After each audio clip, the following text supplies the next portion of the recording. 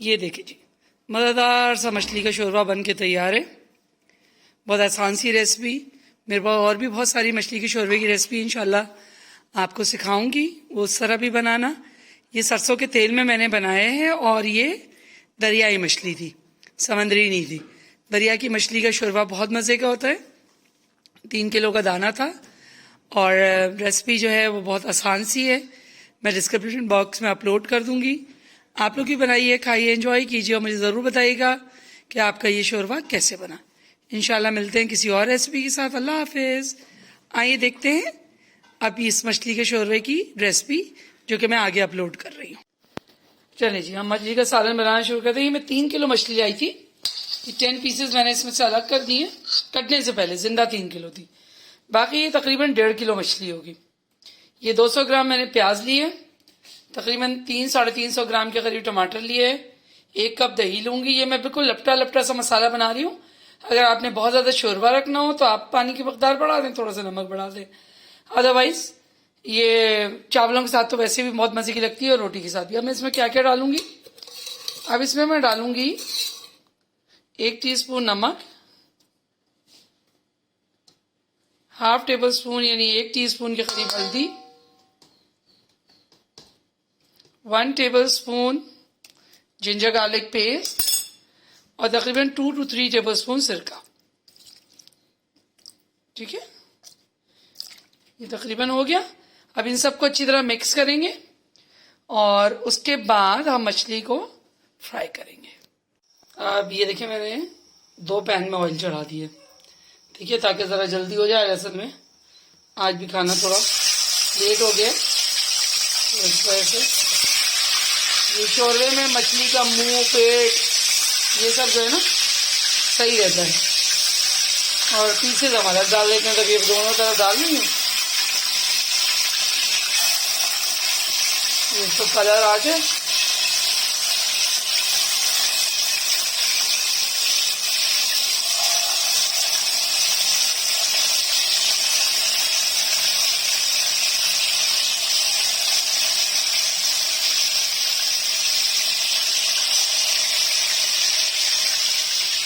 यहाँ तो जगह बची है, थोड़ा सा यहाँ डाल देती हूँ।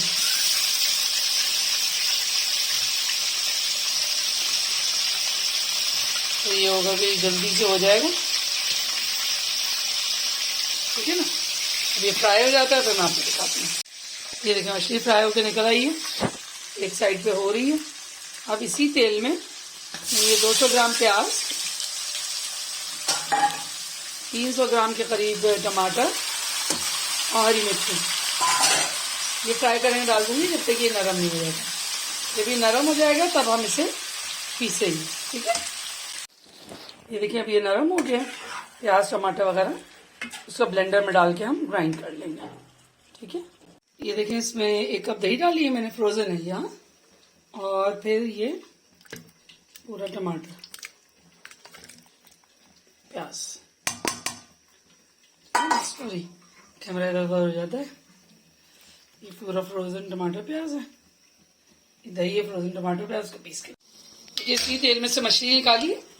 अब इसी तेल में हम 1 चमचा राई, 1 चमचा अजवाइन और मेथी दाना।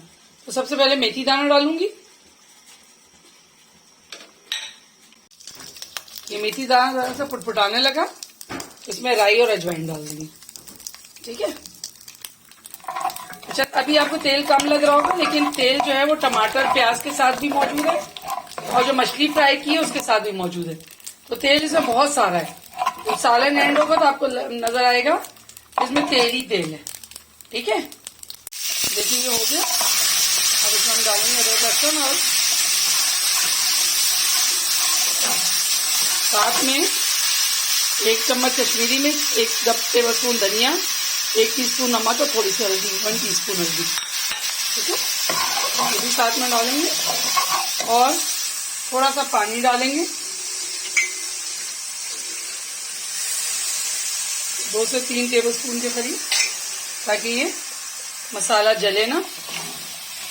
आपको मैंने पहले ही बताया था, ये मसाला मैं अमूमन जब तेल पड़ा हुआ होता है प्याज से पहले ही भून लेती हूँ, इतनी प्यारी खुशबू आ रही है मैं अजवाइन की वजह से।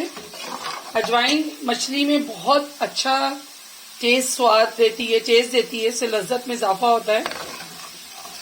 बस ये 5 मिनट हम भूनेंगे। 5 मिनट भूनने के बाद फिर हम इसमें डालेंगे प्याज, टमाटर, हरी मिर्च और दही का जो हमने प्योरे बनाई है वो। ये देखिए मसाला भुन गया।